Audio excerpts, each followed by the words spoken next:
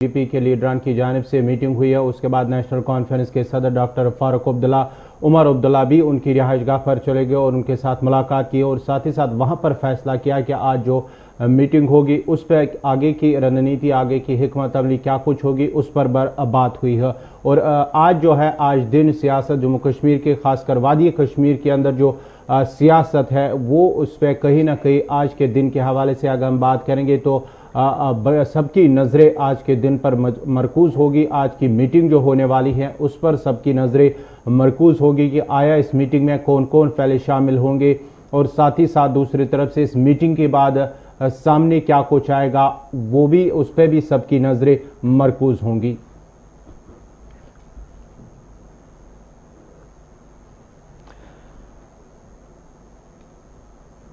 जम्मू कश्मीर के अंदर सियासी हलचल और सियासी माहौल एक बार फिर गर्म होता जा रहा है और आज गुफ्कार एलामिया के हवाले से एक अहम मीटिंग मुनक़द होने जा रही है। लेकिन इस बीच अगर इस मीटिंग की बात करेंगे तो गवर कहीं ना कहीं बहुत सारे सवालात इसको लेकर भी लोगों के मन में है, क्योंकि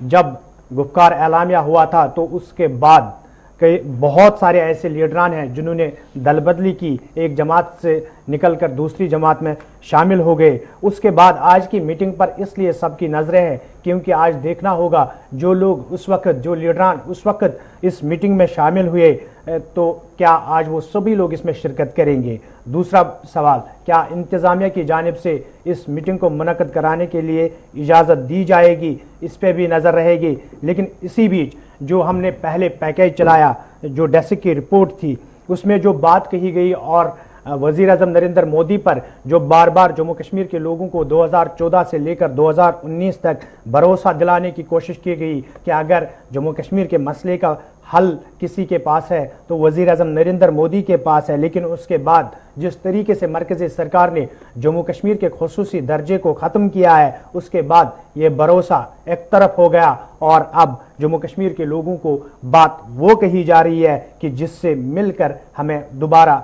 वापस हासिल करना होगा। इस सब पर बात करने के लिए हम कोशिश करेंगे, अपने साथी सईद रूफ श्रीनगर से कुछ देर में हमारे साथ बराह रास्त मौजूद रहेंगे। लेकिन सियासी हलचल न सिर्फ जम्मू कश्मीर के अंदर महबूबा मुफ्ती की रिहाई के बाद है, बल्कि दिल्ली के अंदर और दूसरे रियासतों के अंदर भी ये सियासी हलचल काफ़ी तेज़ है। कांग्रेस की बात करेंगे, जहां जम्मू कश्मीर के अंदर कांग्रेस लीडरान की जानिब से इस हवाले से बयान सामने आए। वहीं पर अगर हम दिल्ली की बात करेंगे तो कांग्रेस के सीनियर लीडर पी चिदम्बरम का भी बयान सामने आया, जहां उन्होंने इस रिहाई का खैर मकदम किया। वहीं पर उन्होंने मशवरा दिया है जम्मू कश्मीर के तमाम सियासी जमातों को कि वो एक एकजुट होकर उस फैसले के खिलाफ मुत्तहिद हो जाए जो फैसला मरकज़ी सरकार ने 5 अगस्त 2019 को जम्मू कश्मीर के हवाले से लिया है।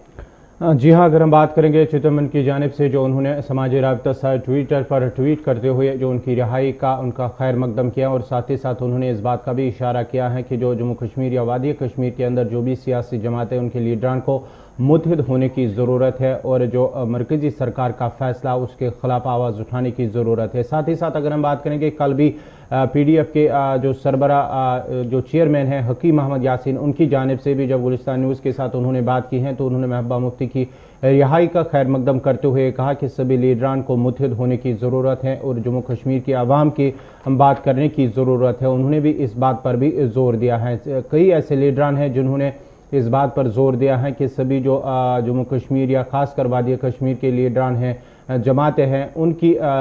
लीडरशिप को मुत्तहिद होने की ज़रूरत है और एकजुट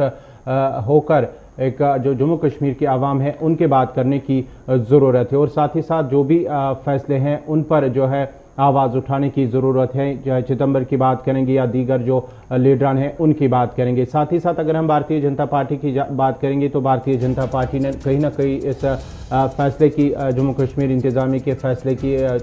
नज़रबंदी जो ख़त्म हुई है महबूबा मुफ्ती की, इसकी नुक्ताचीनी की है। कल अगर हम बात करेंगे तो कविंदर गुप्ता की जानिब से भी, रविंदर रैना की जानिब से या दीगर ऐसे लीडरान हैं जिन्होंने इस फैसले की नुक्ताचीनी की है। उन्होंने कहा कि जो ये फैसला है वो सही नहीं हुआ, उसकी रिहाई को अभी उसकी रिहाई को मुमकिन बनाने के लिए या उसकी रिहाई के हवाले से जो इंतज़ामिया का फैसला है वो सही नहीं है। बिल्कुल, अगर रविंदर रैना के बयान की गौर बात करेंगे तो जिस तरीके से कल उन्होंने महबूबा मुफ्ती की रिहाई को लेकर बयान दिया, वो उस टाइम शायद ये बात भूल गए कि वो भी जम्मू कश्मीर के नायब वज़ीर आला रहे, वो भी उस टाइम पे जब महबूबा मुफ्ती रियासत जम्मू कश्मीर की वज़ीर आला थी। उन्होंने कहा कि महबूबा मुफ्ती मुल्क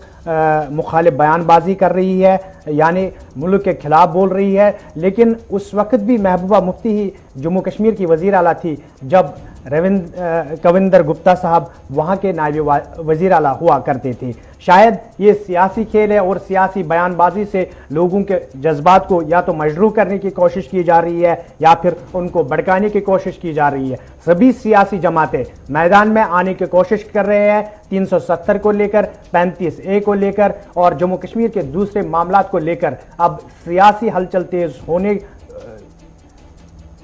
को है और इसके साथ साथ अगर हम बात करेंगे अब सियासी बयानबाजी हर रोज सामने आती रहेगी। लेकिन आज की नजरें, सबकी नजरें गुफ्कार एलामिया पर और जो मीटिंग आज होने जा रही है, इस मीटिंग को अहम माना इसलिए जा रहा है क्योंकि तकरीबन गवर 1 साल के बाद दोबारा ये मीटिंग होगी और सबसे बड़ी बात जो है, क्या वो सभी लीडरान, सभी लोग इस मीटिंग में शामिल होंगे जो उस टाइम पे इस मीटिंग में शामिल हुए थे, ये भी देखने वाली बात होगी। और सबसे बड़ी बात होगी कि क्या इंतज़ामिया की जानिब से इस मीटिंग के इनेकाद के हवाले से इजाज़त